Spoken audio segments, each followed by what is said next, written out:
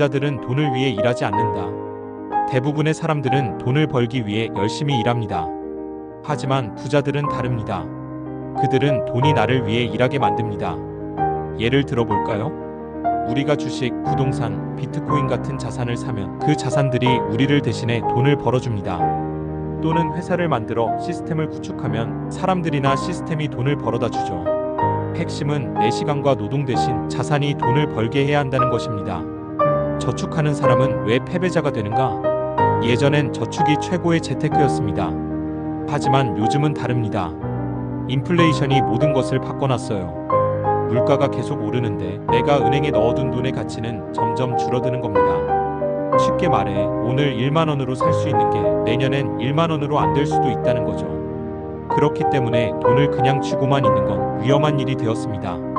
이제는 돈을 지키기 위해서라도 자산에 투자해야 합니다. 부자와 중산층의 차이. 부자 아빠, 가난한 아빠에서는 이렇게 말합니다.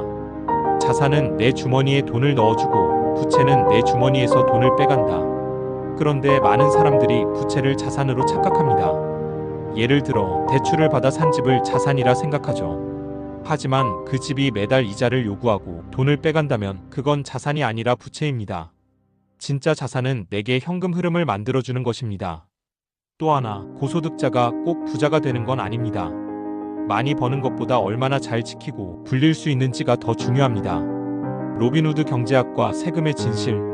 많은 사람들은 이렇게 생각합니다. 부자들에게 세금을 더 걷어 가난한 사람들에게 나눠주자. 이게 바로 로빈후드 경제학입니다. 하지만 현실은 그렇게 단순하지 않습니다. 원래 세금은 전쟁 같은 특별한 시기에 부자들에게만 걷던 것이었습니다. 그런데 시간이 지나면서 정부의 욕심은 커지고 중산층까지 세금의 대상이 되었죠. 더 큰 문제는 부자들은 세금에 대해 공부하고 절세를 합니다. 반면에 대부분의 중산층과 가난한 사람들은 세무 지식 없이 살아가죠.